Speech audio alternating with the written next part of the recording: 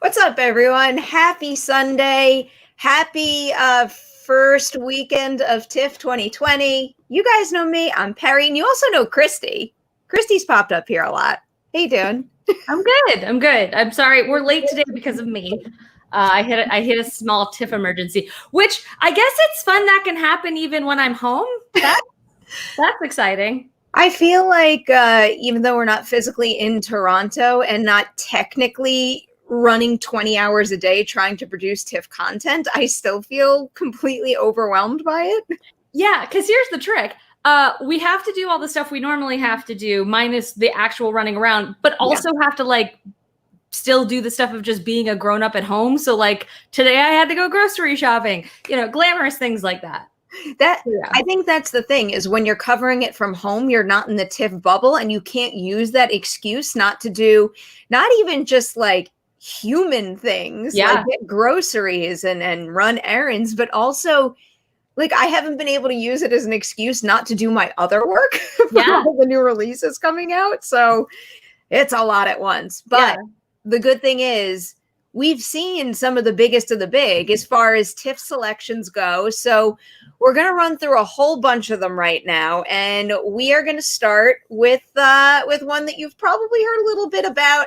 This right here is our review of Nomadland, and it is from director Chloé Zhao, who you might know is going to be directing The Eternals. And if you've seen her past work, it's the movie The Rider, and this is something else. She didn't just direct this movie. She wrote, directed, and edited the movie, and it stars Frances McDormand as Fern. She's a woman who lived with her husband in a town called Empire, Nevada, and what happens is her husband passes away, and then on top of that, the demand for sheetrock goes down, so the plant that kept that town up and running, it goes out of business. And what that does to the town is it basically decimates it to the point that they retire the town's zip code. And she decides, you know what, I'm going to pack everything up and live the nomad life and get a van and live in a van and drive all over the country. So that is what the movie is about. Kristy, that is literally the opening credit. It's like in Star Wars where there's the scroll and it's so here's all the stuff you need to know. It's that's just the beginning. And then they're okay, now here's her story. So her losing her husband, losing her home, losing her entire town is just preface and go.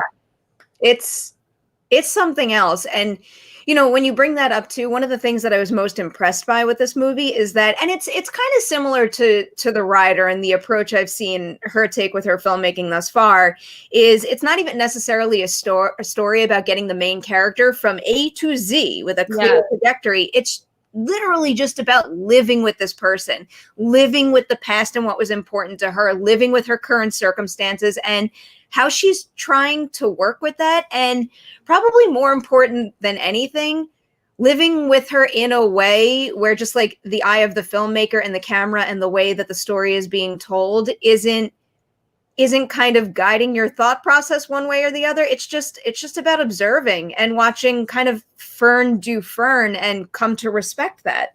Yeah, it's interesting because I watched it yesterday while it had already won Venice. It had already won the Golden Lion. People were already crazy about it. And it's that weird thing where I hope I like it as much as everyone else, because if not, the next few months are going to be terrible. And it's not that people it's frustrating not to share in the enthusiasm. I'm not worried about people being you don't agree with me. But what's interesting is watching it, I was I love this so much. And what concerns me is that because of the way it chooses to operate, I'm afraid that when more general audiences find it, it's going to be one of those things where why did critics like this? Because as you said, it's not a movie with a plot. It's not Fern buys a van and decides she's going to go to. It's not a road trip movie in that regard. She doesn't have an end game. And so instead, it just allows you to live in this space. And for me, it was really moving just to see someone be a part of a community and be able to hug people and to be able to get obviously any movie can do that right now where you watch it and go, oh, imagine going outside and not having to worry about the pandemic. But this also captures a side of American life that I don't think we see very much. Yeah. And it does it with such intimacy and with such lack of judgment and lack of cynicism that like I really felt like I was there, and because of that it was really liberating. Like it was exciting to feel like I was going somewhere. I'm actually not too worried about the response to the fact that the movie doesn't have a traditionally structured narrative here, because, you know, like if you want to call them like little vignettes within Fern's journey, they're all so immediately captivating. And I think that Zhao captures that lifestyle with such detail and intimacy. Like you can't help but to be fascinated by it. It's like, even though it's not an A to Z thing, like I was kind of waiting on the edge of my seat for every single thing that Fern was going to do next. And I think that whole thing kind of speaks to what the movie is getting at too, which is, challenging the American dream. Like the American dream has like a built-in fixed, generally accepted endpoint. And the point of this is that doesn't have to be your truth and your path in life. So I feel like I wouldn't have wanted this story any other way, because it made every single little bit of Fern's life that I just experienced all the more powerful. Yeah, I think it's really extraordinary. I just feel like if you think about this versus what won the Golden Lion last year, which was Joker, like, you want to talk about whiplash of an experience. Really? Yeah. I didn't think about that until just Isn't now. That wild? And like I think Nomadland is a film that doesn't like grab you. It just lets you like it like lulls you in. It allows you to be part of this experience, and it's a really beautiful character study. And I just like I thought everybody in it was so fascinating, and like the stories they would tell and the use of sound. Like there's some score in it, but it's mostly just like, here's the sound of rocks, and here's the sound of fire, and like here's the sound of a gas station. And it was really nice in a time where I am spending most of my time inside watching movies, that this movie really reminded me what it feels like to be outside and to like not have anything I have to do. And like that, I'm kind of romanticizing the freedom that she has in this movie, because it comes with a downside. The top part about buckets was pretty eye-opening. Oh boy. But that's what I thought was so fascinating, was the film doesn't romanticize this lifestyle. It shows you the good sides and the bad sides. Like the part where she gets a lecture about a broken tire or a busted tire, and like genuinely concerning. Like I was really moved by it. And every time David Strathairn plays a role in it, and every time he popped up, I got like freshly really excited again. Like I was invested the whole way through, but every time he showed up, it was like this possibility popped up. And I was like, I don't know how I was like excited about the possibility, even though I didn't know if I wanted her to take it. And I really loved the journey this goes on. And then it's just wild to think this director is going to do the Eternals. Like, because I'm not like talking smack on the MCU movies. I like the MCU movies, but I don't think quiet character moments when I think MCU movies. Like they exist, but like this was just, it's just so allows you to be in this space that I'm really curious what she's going to bring to like that. It makes me a million times more excited for the Eternals, because it just seems to me, having seen The Rider and now this, that like that's her style. And I don't want to box her into like this one form of filmmaking and say she can't do anything else, but I'm looking forward to seeing her bring that quality to an MCU movie, which like I wouldn't mind more of, that feeling that like I can actually live with these characters. But going back to some of the supporting characters in this movie, I love how they were worked at. First off, people should know that some of the supporting characters in this, most of them actually, are real life nomads. And to hear their story and experience brings like such an intense authenticity to it. But when you bring up the David Strathairn character and also her sister pops up in the movie, I feel like those were some of the moments that I was leaning in the most, and like so eager to see what Fern decided and how she was going to react to certain things, because the movie really gets at the fact that like you don't have to make a clear-cut decision at any given point. Like you can take in your surroundings and your options, and then you choose what you want to do with your life. And I was very, very taken by that idea. There was something else you brought up that I wanted to get it. Oh, it was the idea of the movie not necessarily glorifying this life. And, you know, you had the charming moments. Like I loved the community scene so much, and you know that I mean, it might be partly our current circumstances, but I really like wanted to be physically in that moment with them, with other people. But then you have, you know, the bucket thing, of course, but also the reality of their situation where a flat tire isn't just a flat tire. Like a flat tire runs the risk of losing, like, not even just your home, but your everything. Yeah, because she's in the desert. They point out, like, if you get a flat tire in the desert, and she's like the lady's like, AAA is not going to help you out here. And like, they have to talk realistically about, like, she is an older woman on her own in a van. That is her circumstance. So if her car breaks down in the middle of nowhere, what are her options? And like, I thought it was interesting how they present that in a way that felt like aware, but not like finger waggy either. Like, why would anyone choose this? You know, there's like none of that in this movie. It just lets Fern be. And you don't really see a lot of movies that do that and do it as well as this one does. But, you know, I don't know if it has anything to do with our current lockdown situation or what, but even before having seen this movie, I feel like many of my Instagram ads have been for like high-end vans that you can live in and RVs. And I, like, to be completely honest, like, for whatever reason, like, I'll see that stuff and it'll catch my eye. And one of the things that I got really hung up on watching everything in this movie, and, you know, like, I'm also thinking, like, we'll bring up Holler and stuff later too, but I also just watched Broken Hearts Gallery, which in a very different sense gets at the idea of like the value of possessions and what's really important in life. And, you know, it's much more, you know, making the choices that feel right to you and having the relationships you want with the people around you. And it's not necessarily like these things. And like, I sit in a room surrounded by things and I keep looking at them in different ways now. And this movie definitely contributed to that. It's interesting because one of there was like a scene in the movie where, I mean, I'm doing this with like my husband in the same apartment. So occasionally like he'll watch stuff with me, but he's mostly just been walking around while stuff is on. And I literally screamed at part of Nomadland, like screamed. And he was like, what? And it was like over something breaking, but it was something breaking that was so just... It's I had an audible reaction to that.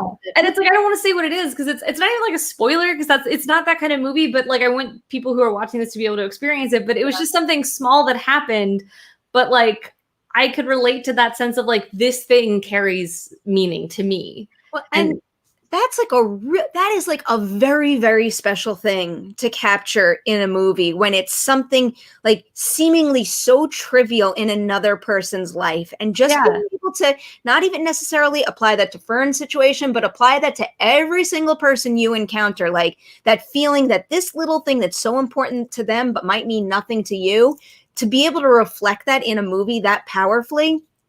Yeah, like I spent most of this movie crying, like, and not, I don't want to make it sound like it's sad or it's hard to watch. It's not that. It's so full of life. It's so full of this experience that like, it was, you know, the people, we talk a lot about the power of cinema being able to move us and being able to take us to places we can't be. And I think now more than ever, and I know that's such a cliche, now more than ever, the movies are important, but now more than ever, the idea of watching a movie where someone leaves everything they know behind and finds beauty and finds joy and like that, I just cried kind of gratefully through the whole, like literally like my face was just streaming tears the whole time. It was just incredibly moving and beautiful. And like, it was almost like you could like smell the desert air. And it just, she so captures that world that it really felt like we got to like walk away from where we are. And I thought that was incredible. So I'm really excited that I won the Golden Lion. I'm really excited. It's going to be playing NYFF too. So more people, because like, I don't know how many people are aware, but like in TIFF, if you're in Canada, you can actually see some of this stuff using digital virtual theater type things. And for New York Film Festival, they're doing a similar thing, but Americans can do it because Canada's TIFF is geo-locked to Canada. Mm-hmm. So like, I'm really excited that like, I think that'll open up the festivals in ways we haven't seen as much before. And also that it'll continue this conversation about this performance and this movie that's just, and it's just really funny. Like Frances McDormand, she can do so much with so little. Like there's one part where she asks someone for a favor or no, she asked someone like for a reservation or something, and they tell her her name's not listed, and she's like, oh, actually it's under this list, and they find it and they go, oh, there it is, and she goes, and it's so subtle, but she does this like thing with her eye that I can't imitate, but it's this brief moment of irritation she allows herself, like, yeah. She has an intense stare. Right. But it wouldn't benefit her to be rude in this moment. So she's not. The character's not rude. The character's not very abrasive.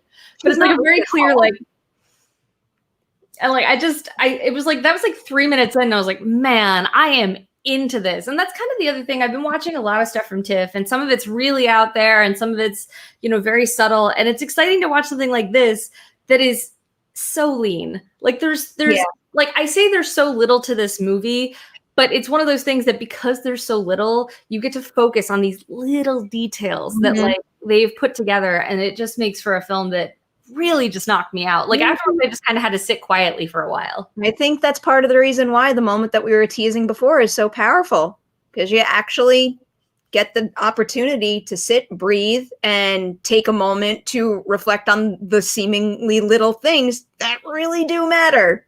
And not many like super plotty movies get into all that. But and I think it also speaks to, because she's dealing with a lot of loss in the film, which I think also is part of why it speaks to all of us right now, because no matter how much this pandemic has affected you, you have lost things. We are all dealing with some form of grief and trauma right now because of what's going on. So to watch this film where this woman has all this trauma, but has to keep going, like she can't just kick back. She has to keep working. She still has to feed herself. She still has to do all these things. I think you relate to that too. So those little moments where something so small happens, but it breaks her a little bit.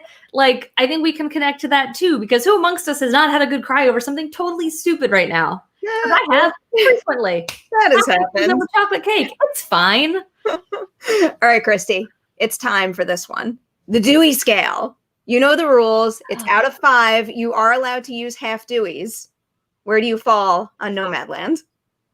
I'm going to go 4.5 Deweys. Can I copy you and go 4.5 Deweys as well? Yes. That is what I'm going to do. About it. But I can't say enough about Frances McDormand in this, but I really love the opportunity not just to be transported into such a full story with a character that like feels like a real person that I came to know so much about over the course of 2 hours, which is quite the accomplishment. But like also the idea to view a lifestyle or view anything about another person that isn't how I live my life. It's like one of my favorite ideas in this movie is when she brings up the fact that, I'm not homeless, I'm houseless. And it's something that she chooses to do. And I think this movie does a great, great job convincing you why she made that choice and why that may be the right choice for her now, why she may be open to other ideas in the future and how she's going to weigh those choices. Really, but it's not about fixing her. Like that's part of the thing. Yes. Like it never treats Fern like she's a problem. Mm-hmm. And it also still has a criticism in there because part of the reason she's in this situation is because of the failure of the American dream. When they show a lot of characters talk about, I worked my whole life and I got to retirement, and because of this and the other thing, I don't live on that. And that it's this big lie we all buy into, right? That if we work hard and if we do the things we're told we're supposed to do, mm-hmm. we can retire and we'll be fine. And like, that's a lie for a lot of people. That's just not going to happen. And the way the film addresses that in a way that isn't interested in the politics, it's interested in the people, is really affecting. One of the parts of that really got to me is when she was talking about her husband and how much he purely enjoyed working in that plant. He wasn't just like doing a job to make ends meet and come home and support the family. Like he was also passionate about what he was doing. But this kind of connects to Holler too a little, and an idea I've gotten very wrapped up in. And, you could sit there and judge someone for making a certain choice that like you don't understand, but so much of what we have to decide to do is dictated by the system that we're stuck in. And I think Holler gets at it in one way, and this is just another way. And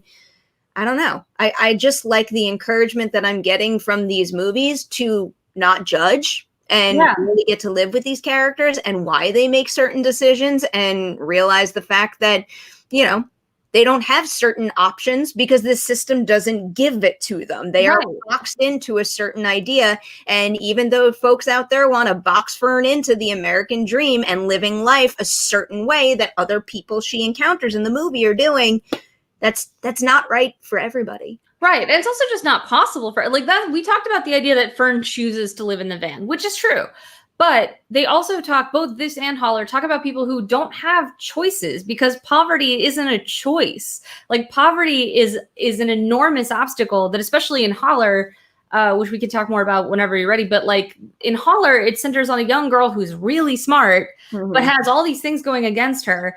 And like, I wrote in my review for it, like in most movies, and then she got into college is like the third act happy ending. In this, it's the inciting incident because she got into college, but what the hell does it matter if she can't afford to go? She can't, like, not only can she not afford to go, but like it's not even just about getting the money to go. It's also about the obligation she feels to her family. Right. Like and that life betrayal to leave them behind. Yeah, in squalor. She thought she was gonna live that life. It's not that, like, even if she had like a pile of money there, the story still wouldn't have been as easy as saying, well, I've got the means to go to college, I'm gonna get out of here. Right. And it's like, again, it's a film where the politics are not front and center.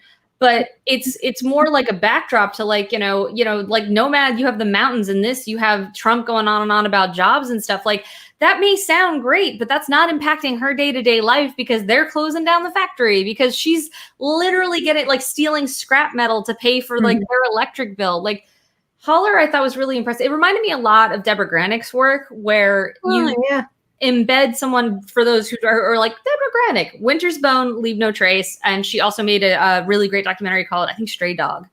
But she tells stories of extreme poverty, typically based around white characters, and talks about how people deal with them and talks about how women in particular have to deal in these scenarios and what the obstacles are and the situations they put you in. And she doesn't do it in a way of like finger wagging toward the audience or toward the characters.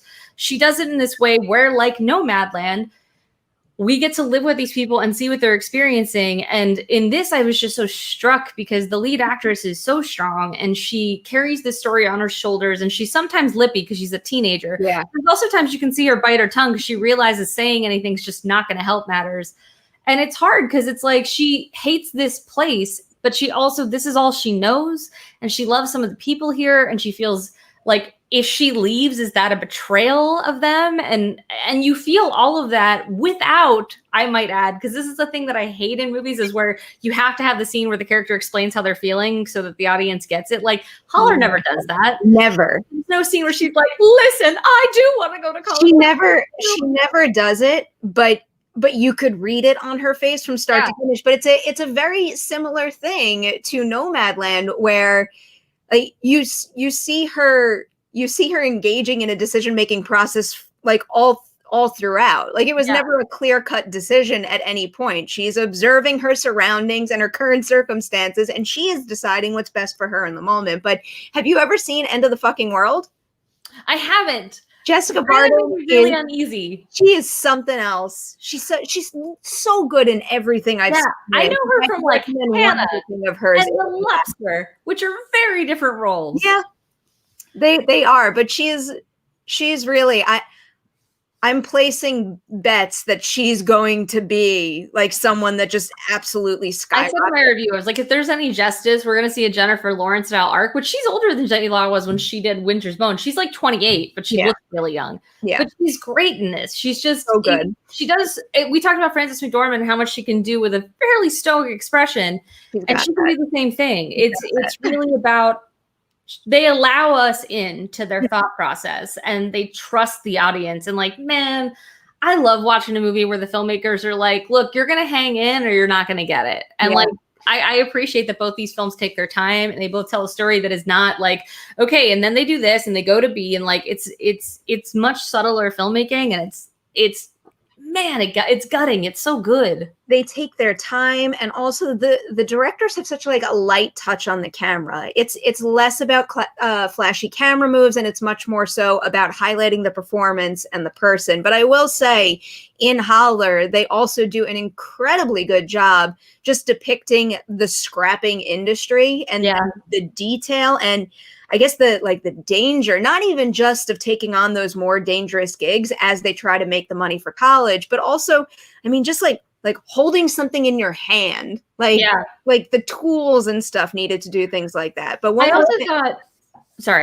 thing about Holler, though, that ensemble might be one of my favorite ensembles of the year, because that is the perfect example of a movie that has like no character who doesn't feel full and have something important that they're dealing with, even someone who you could, box into the villain role of the movie. Right. Like, he has honest motivation that, maybe you're not going to agree with his behavior and his choices, but it's coming from a place of real purpose and understanding. And that changes everything with a character like that. Right. And that was part of what I liked so much about it was I grew up in a town like that. Like, I grew up in an industry town. It was coal.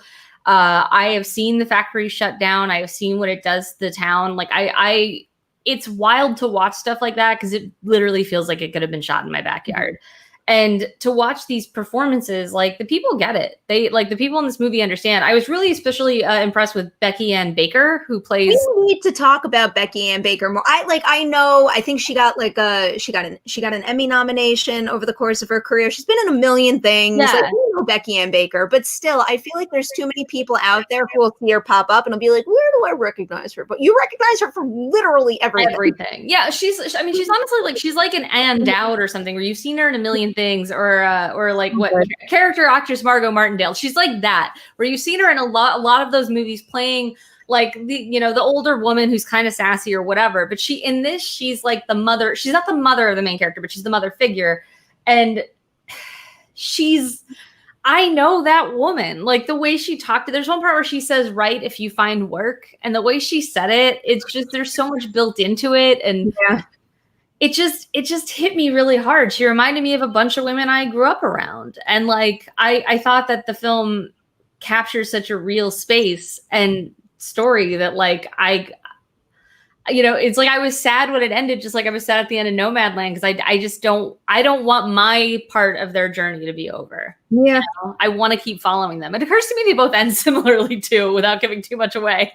Yeah. I was thinking about that because I've seen Holler a couple of times at this point, and I'm so glad that it's finally getting a big festival premiere, because it really deserved it, and it really deserves to get that kind of attention. But the entire time I was watching Nomadland, there were so many elements of that movie that kept popping up back in my head. And I was just thinking, there's certain themes and ideas that, like, I didn't grow up in a town like that. I feel very detached from that reality. And I just kept thinking about, just in general, how much I love movies that are so full and well drawn that they are exposing me to realities that are not my own. And whether or not I want that lifestyle of living in a van or not, I can come to understand why someone would choose that. And really, the more storytelling we have that achieves that, the better. Yeah. So I have a super chat here before we move on to our next full review. And I'm going to bring it up because, Kristy, I think you could speak to it. Michael K. Have either one of you had the chance to see Wolfwalkers? I watched it last night, and so far it's my choice for the best animated film of the year. Ooh, Mike, it's amazing. I don't know how much you know about Tom Moore. I think this is his third feature film, but he did Secret of Kells and, what was the other one called about the Silky? Sea of Life or Song of the Sea. That was an assist for my husband. Song of the Sea. He's an Irish animator who, what I love so much about his work is the way he plays with perspective, where like he kind of looks back to like medieval art and everything gets kind of flattened in a way where you're like, is that a road? And then they'll walk down and you're like, that's a road. But he pulls from like mythology, and he has a very unique style. And like, man, Wolfwalkers is gorgeous. I feel like you're probably right about being one of the best animated films of the year, but I'm also having a hard time remembering any other animated film from the year except for Trolls World Tour. Onward.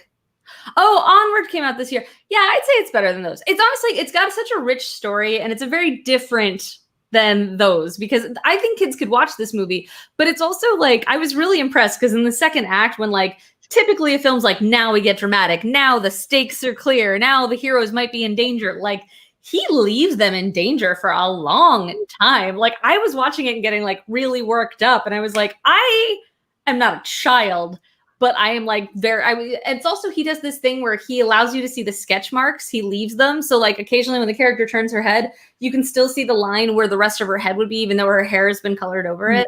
And what I loved about that was I feel like it is a defiant kind of in your face thing to 3D animation, which attempts to be photoreal like The Lion King, or attempts to create like something so complete, and it tries to remind you kind of the beauty of 2D animation, the beauty of like seeing a pencil line. And I don't know that he did it on purpose to be rebellious, but it kept reminding me the whole movie how gorgeous like pencil sketches are and 2D animation is. And yeah, Wolfwalkers it's so good. I haven't written my review yet, but I watched it I think Friday night, and it's just astounding. I think there's something to just like the messiness of any film in general, whether it's something like that, or I don't know, just something where it's like not as refined and pristine that adds texture to a movie. And it's like intentional. It's not like they forgot to erase those lines. Like they left them there for you to take in.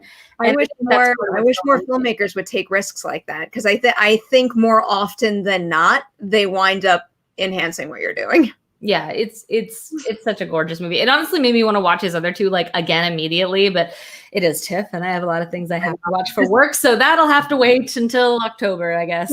This one's on my list to watch. I have to check which ones have expired in the screening room. I think you're still good. I think you still have today anyway. The one that I need to watch today is the Vanessa Kirby one, Pieces of a Woman. Yeah, I was gonna watch that this morning, and instead I went to the store. So that'll be responsible. That'll do that kind of stuff. It was literally like, I was like, I could watch this movie or I could buy milk. So you need milk. But yeah, I'm planning to watch it today because I know she just won an award out of Venice for her performance. So Best Actress, I think. Yeah. So I am curious. I'm curious to see what that's about, because I'm hearing mixed things, which really exciting to hear mixed things. Yeah, I'm curious. I'm going to definitely watch that today. Now we have another big one for you. This is our review of One Night in Miami. This is Regina King's feature directorial debut. And what this movie is about is it basically imagines that night back in 1964 when Cassius Clay, Jim Brown, Sam Cooke, and Malcolm X got together in a hotel room. And this is a fictional telling of their conversations in that hotel room. And man, this one is a lot in a good way. And it really speaks to, I think, the expertise that Regina King naturally has, and also what she's picked up on over the years, because this is the kind of movie that I think totally rides on excellent performances. If there was even one weak link in that bunch, whether it be a member of the ensemble or the way that Regina King captures their performances and supports them as a director, this never would have worked, but that's not the case. And she is elevating them nonstop, and the four of them are phenomenal. We have Kingsley Ben-Adir, who is I'm like downright incredible as Malcolm X. Aldous Hodge as Jim Brown, who we do not talk about enough. I remember freaking out over his work, and he's just a supporting character in The Invisible Man earlier this year. Yeah. But he brings so much emotional weight to that movie, and I don't think it was talked about enough. We can get more into it as we talk more about the characters, but same here, because the other three characters are like a little more like showy, a little more Oscar reel. But I kept watching him because, again, it's like an understated intensity to him, and it seeps off the screen. You always know what that character is thinking, no matter what's going on. And I thought that was incredible. Like every time the camera was on him, I was like so excited because he's just doing so much with like so calmly. He really is. The other one where every single time the character was on him, like I could feel the energy in his performance, was Eli Gray as Cassius Clay. Yeah. It's just like from the second he is on screen. You feel every ounce of his personality, and I couldn't get enough of it. And it's such a hard role because everybody knows Muhammad Ali. I do not watch boxing. I do not pay attention to the sports, but every idiot has a Muhammad Ali impersonation because like his persona is so ingrained into American pop culture. So like anybody watching this movie is going to have an idea about how Cassius Clay should sound. And what I thought was so impressive is he hits the cadences we're familiar, and he even hits some of the like the kind of catchphrases that we know like Ali for. But the way he does it is so rounded. Like of the four of them, he feels like the little brother, and like it made the way they work together, it made me feel like they really were friends. And like I felt so kind of excited to be like allowed into this world and see them interact. But man, yeah, he is the first character we meet. You meet him in the ring, and again, I do not care about the sports, so it's not that's fine, but it's like not like I am going to be inherently hooked by like here's boxing. But even in this, like the way he moved, he does this thing where he would dip his face toward his opponent and then pull it away before they could punch him. And it was so cocky and so fun to watch. It was like any superhero doing something where they're about to be like, well, watch this, bam. And like, that's the thing. It's like, that's how they like started off, is with his energy, which is such a smart move because he's just captivating. And then I like went and looked at his, like, the rest of the things he's been in, and I've seen him in things. He was in Glow for a hot minute. He's in Riverdale, which is definitely why I knew him. But like, I was like, why hasn't he been it? Like, again, we're talking about like people who should be a big star. He's so dynamic. I think all four of them. I mean, I guess probably Leslie Odom Jr. is the hottest name of the bunch because of Hamilton fame, but like he deserves every ounce of praise and to see his like star power rise through the roof because he's phenomenal. My brain can't even compute how that much talent is in like one human being.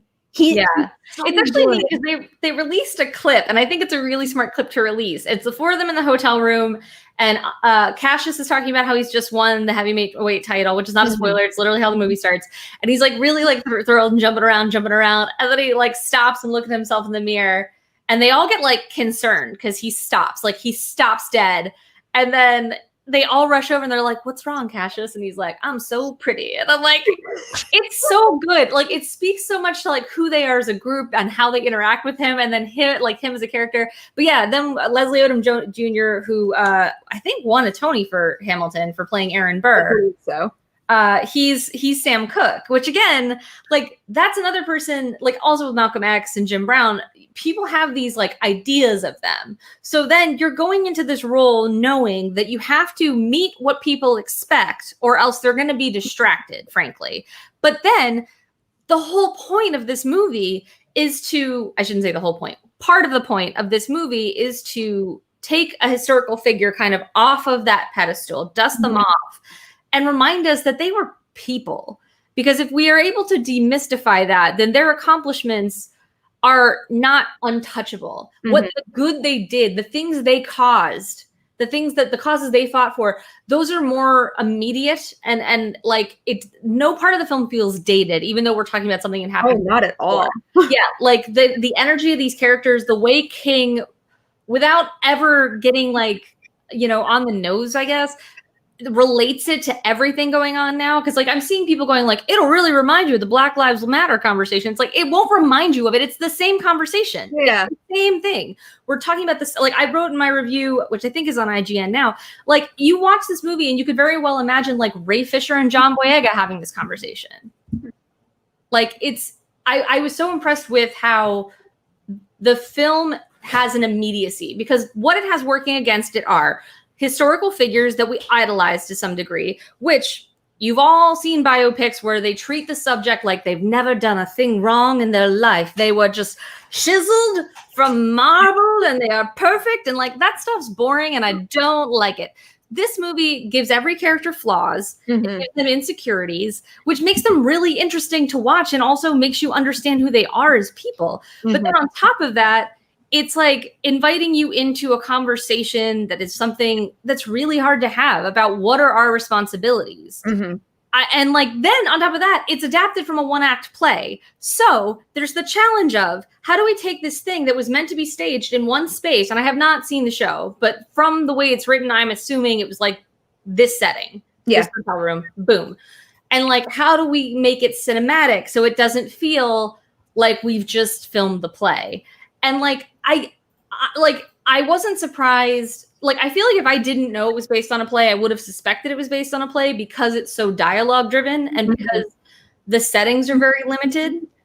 However, it's not stodgy in the way that those adaptations can be.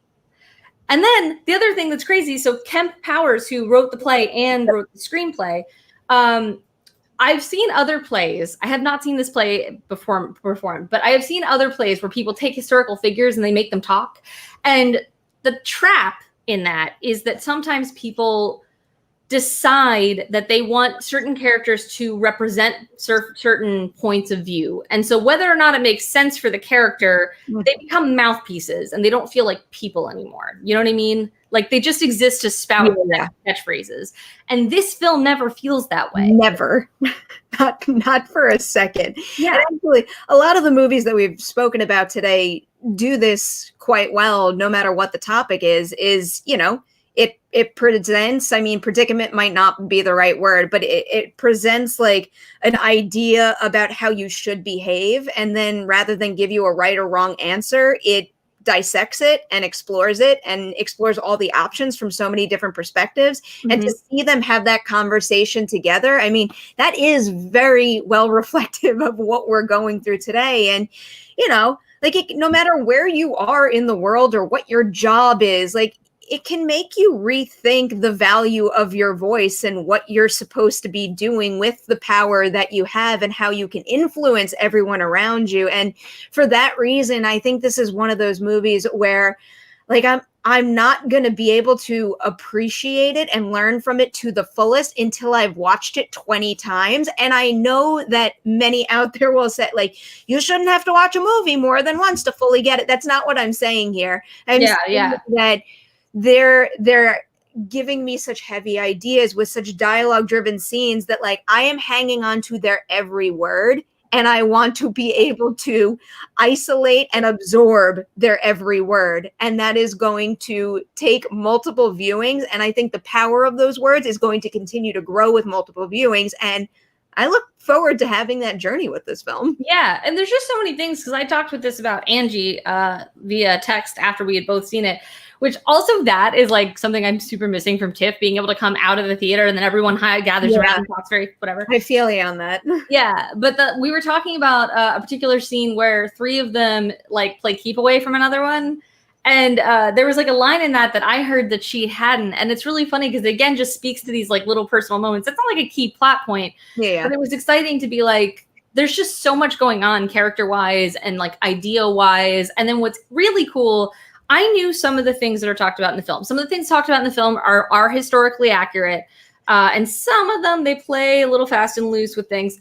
But what's interesting is that when you're done, you feel compelled to go look up the stuff you didn't know about. Yeah. And like, I think that is a real gift to the audience because like, you know, frankly, our history doesn't tell the stories of Black men nearly as thoroughly as it does white men. And I think what Regina King has done has given us this incredibly powerful story of 4 Black men, but it's not their total story, and she doesn't pretend it is. And I thought that the way it kind of introduces you to who they are, it really makes you want to go and learn more about what their lives were like and what their struggles were like. And could not agree more. Yeah, I like immediately, and not just like a wiki trail. I started watching like videos and stuff. I rewatched a video about Sam Cooke from Drunk History because I remembered that. And I would say don't watch it before seeing the movie because there's some spoilers. Okay. But yeah, I sent it to Angie and she was like, what? I was like, yeah, it talks about what happened after. But yeah, I like, and I know I seem kind of clueless or whatever, but that's kind of the thing. Like, I didn't know a lot about some of the lives of these men. Like, I know, again, sports, like, they're like, Jim Brown was really good at that football. It was football. Stuff I don't know. So that stuff was helpful to me. But then to actually read about, like, what his career was like and the quotes that he said to people and stuff, like, that was really exciting. And, you know, I don't think I am the sole intended audience for this, but I can only speak to what this film means to me. And to me, it was exhilarating and beautiful. And I mean, I gave it a 10 out of 10 at IGN because I honestly was just like, I can't think of anything better. This movie is just, it's so good. It's like, it has all of these obstacles that I talked about historical figures and biopics and adapting from theater and like trying to talk politics without making your characters feel like mouthpieces instead of people.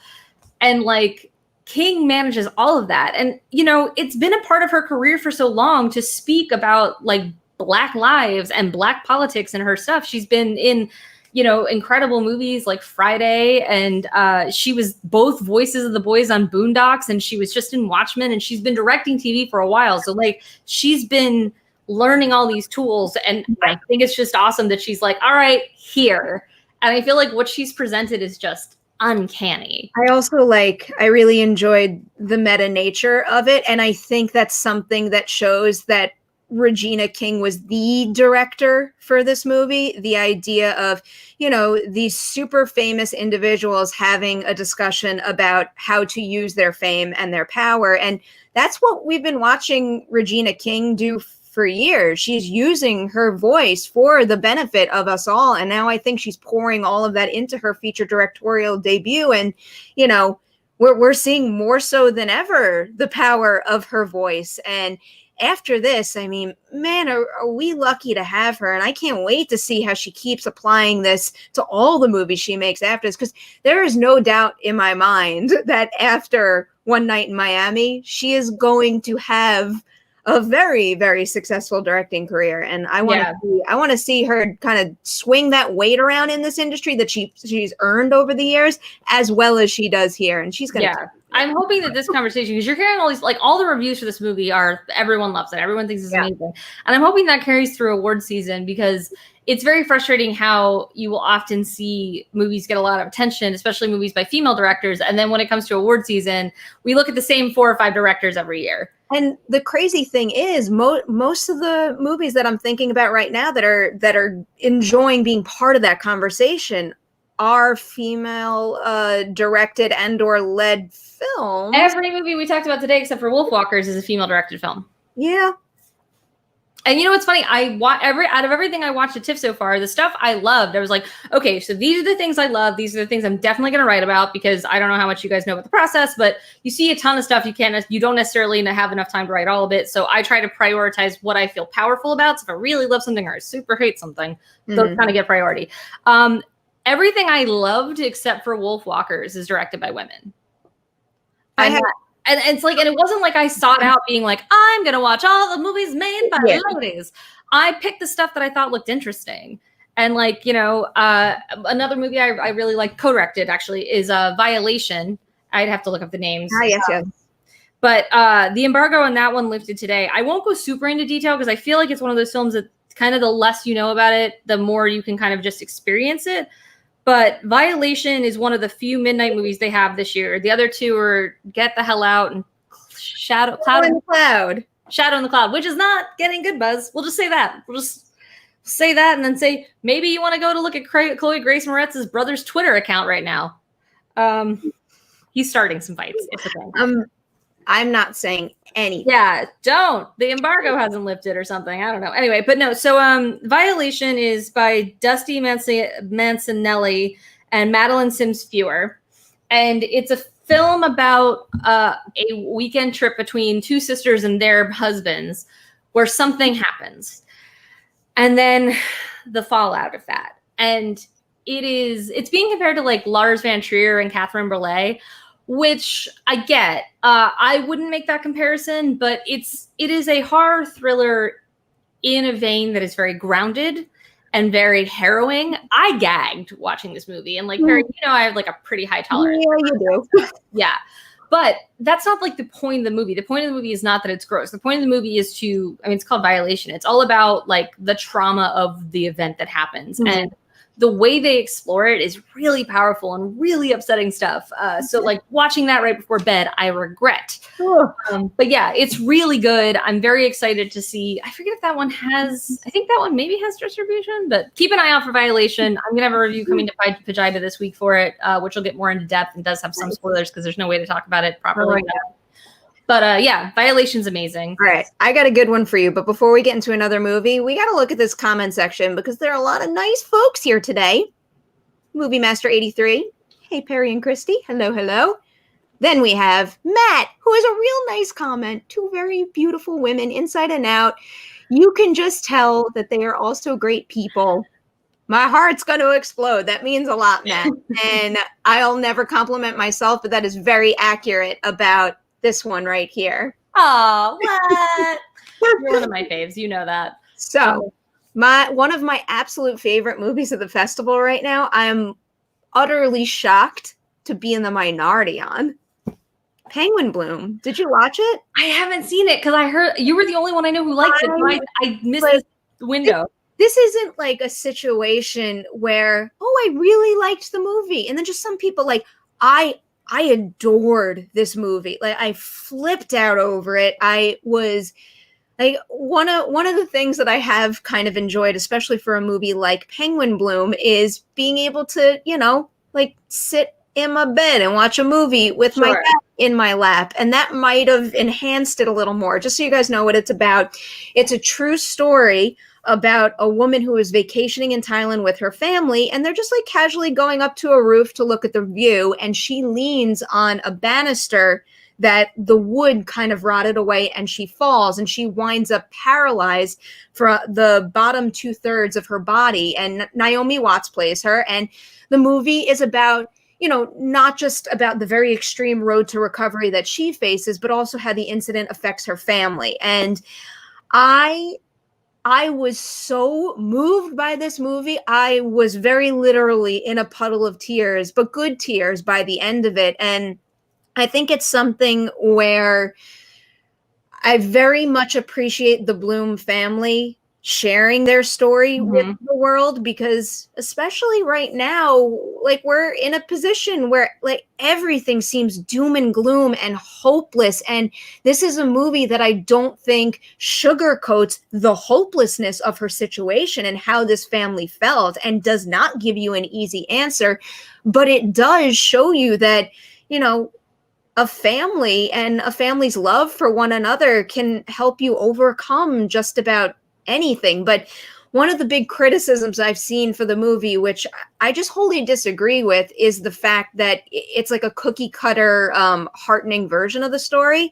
And I do think that it upholds the pillars of, adaptations of true stories of people overcoming the odds, if you want to put it that way. But I found that it did it with such like texture and sincerity and warmth. And it also takes a non-linear approach to the storytelling. So it makes sure that nothing ever feels easy for her. You're always reminded of what she lost. And, in a way, it doesn't give you that one good thing that happens and like you could forge forward with your life, and the past is not the past. The past contributes to who you are and how you apply all of your experiences to how you choose to move forward. I felt like it just like very delicately and honestly approached all of that, where like I was just rocked to the core by this movie, and I'm very surprised that it's not having the same effect on others. And I'm, clearly I'm disappointed. I want people to love the movies that I love, and it's their opinions, and I totally understand that. No, but it's always a buzzkill for those watching. It is a buzzkill for us too, when we're like, I love this movie, and then your friends and colleagues are like, you know what stunk? That one. I also didn't even tell you about one of the best parts of the movie, which I actually do think this speaks to how good the overall story is. Was there a cat in it? Is that where we're going? What? Wait, what? Was there a cat in the movie? No, but the title of the movie is Penguin Bloom. They are the Bloom family, so there's a penguin, but like penguin is the name of a baby magpie they find that can't fly, and penguin is kind of, in a sense, like the inciting incident, the thing that starts to pull Naomi Watts's character out of like that dark despair. But they use real magpies, and I'm I'm an animal lover. Like, yes, birds. Now that I know this is a movie that is named after a pet's full name, it's like it makes like all the more sense that this is a Perri Nemiroff movie. Just the way that they film these magpies, like, big applause to the magpie trainers. It's not just about these little birds hitting their marks. Mm-hmm. Their body language and their blocking makes them have just as much to say as the human ensemble. And I'm regretting that I didn't watch this movie. I thought it was just like there were points where all the bird had to do was like rest its head on her shoulder or something, and the waterworks were a-flowing, and I couldn't handle it. You can't get a pet magpie, right? Like, Dewey would not abide by that. No. I was very surprised. I feel like you're this close to being like Googling magpie purchases. I'm an animal lover overall, but like as far as pets go, I've never wanted a bird. I don't know. I just like fuzzy, cuddly animals. But this penguin. I've had birds. They're fine. Penguin had my heart so much. But I adore that movie. It was really just what I needed when I put it on. Yeah. Well, is there something coming up you're looking forward to that you haven't seen yet? I am looking forward to watching Pieces of a Woman later, but and then I'm going to try to watch Wolfwalkers, and I think that might be it for me because I watched I can't remember the embargoes. I did an interview for Shadow in the Cloud. I did an interview for The Waterman, and I did an interview with Jessica Barden for Holler. If anybody wants to watch it on the Collider YouTube channel, she's a huge talent in front of the lens, and she's also just like a really delightful person in real life. So it was a fun conversation, but I think that might be where my Tiff 2020 journey ends. All right. I'm excited to hear what you have to think. I'm excited for Concrete Cowboys, the other thing coming up. I want to watch that too. Yeah. But yeah, I beyond that, I'm kind of just picking and choosing stuff. Like, people started talking about The Night of Kings, so I watched that one. That was really good. It's also coming to New York Film Festival, so people who are interested in that, keep an eye out. But yeah, I'm excited because I'm rolling basically right from TIFF into New York Film Festival and apparently into Fantasia. Just got the email about that. Fantastic Fest? Fantastic Fest. Thank you. Nice. Thank you. Nice. Yeah, it's Sunday, but Fantastic Fest. Yeah, so it's 3 festivals this month, all from home, all hitting at the same times. Not a bad way to spend work from home days, I'll tell you that. Yeah, I mean, no, there are definitely tougher gigs. I mean, Holler and Nomadland have all proven that.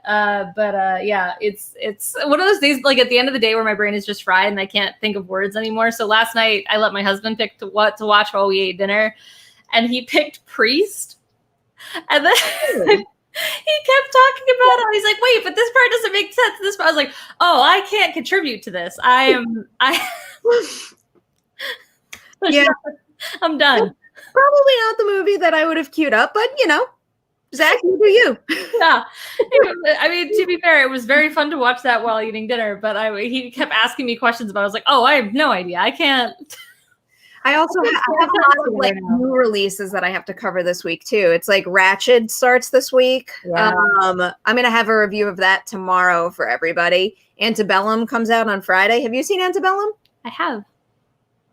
The embargo's up. I have, yeah. I'm not reviewing it. We have a review at Pajiva that I agree with. Did it rip it to shreds? It did. It pretty thoroughly did. Yeah, I was really looking forward to that one, and I watched it and went, "Oh, okay." Yeah, I definitely understand that. I think like the word "like" isn't the word I want to use right now, but I think I might skew a little more positive on it. Because of like breaking down the work mostly from each department. I really did think that the score and cinematography. I think visually there's some great visuals. I'll say that. And I really thought Gabourey, I always screw up her last name. Gabourey. Thank you. She's great in it. I got to talk to her at the junket for an extended Collider Ladies Night interview, and we did a Witching Hour episode with the directors, and they referred to her as like the embodiment of sunshine or something like that. And in talking to her, you could feel that she just like radiates good vibes and positivity. And she walks in from like a different movie, and I'm not mad at it.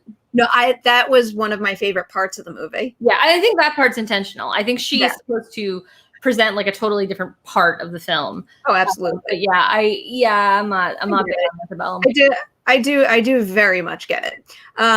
What else do we have coming up next week? I really do recommend Broken Hearts Gallery, but I think it might only be in theaters. Yeah, I keep getting emails about it, but it's one of those things where I'm like, all these other things I have to watch. It is delightful.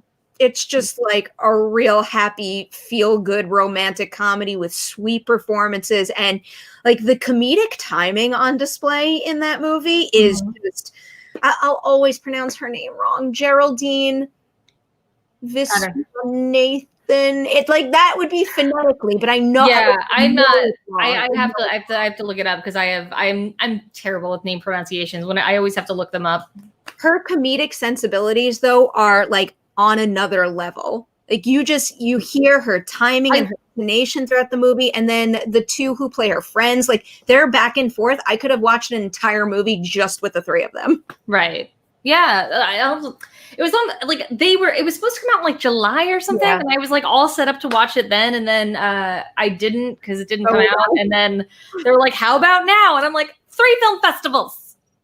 Yeah. Also, I also reviewed Pen 15 season 2 because I wasn't gonna not. So yeah, I like how angry I am about like my job is to watch things. It's just it's a very stressful time right now because it's not just that we're watching stuff, it's then that we have to like process our own emotions and tap into a lot of film theory and film history and then process that into like reviews that make sense. And also, while again, just doing normal life stuff. And then I also am like running the film section at Pajiva, where we have other people writing about this stuff too. So then I'm reading their stuff to make sure that works. And it's just, I feel like my brain just desperately needs like a timeout button. Yeah. Here's the real trick. When I watch a lot of stuff, I have incredibly vivid dreams. So I never wake up rested because I never really feel like I'm asleep. I can't imagine what you're dreaming about on a regular basis. It's all super weird. I wrote the other day on Twitter, I had a dream that my husband and I got to go on a vacation in Europe. And it was really exciting because we've never done that. And I was so thrilled. And then we were going to go out and look at whatever was I don't know where we were in Europe, but we were in Europe. I knew that much. And we were about to go outside and then like literal trolls attacked. And I watched a woman get like thrashed by a troll, and I didn't do anything because I was so freaked out because I was like, look, giant gray trolls. This is crazy. And then the woman got away and came up to me, and it was Laura Dern, and she was furious with me. Rightly so. I'm like, I'm trying to find the movie recipe that created this dream, and all I can really think of is Trolls World Tour and maybe some like Jurassic World news. I mean, maybe I didn't watch any of that stuff recently. It was so weird. I woke up like so ashamed of myself because I was like, Laura Dern needed your help and you did nothing. But yeah, this is. You're right. It sounds super fun and glamorous. Oh man, Chris, yeah, I need to get rolling because I have to go get bloody for that. Have so much fun and take pictures. Kristy's going to do one of the Austin Film School. What's the name? School of Film. This is the final girl class, so we're gonna learn to do wounds and stuff. I was a little late because I was running a little late here, so it's my bad. Okay, but I'm gonna go. I'll post photos. So yeah, look for me. I'll probably have a gash somewhere. It'll be great. All right, have fun. Enjoy. Big thanks to everybody out there for watching. Have a good Sunday. Stay safe. We'll see you soon.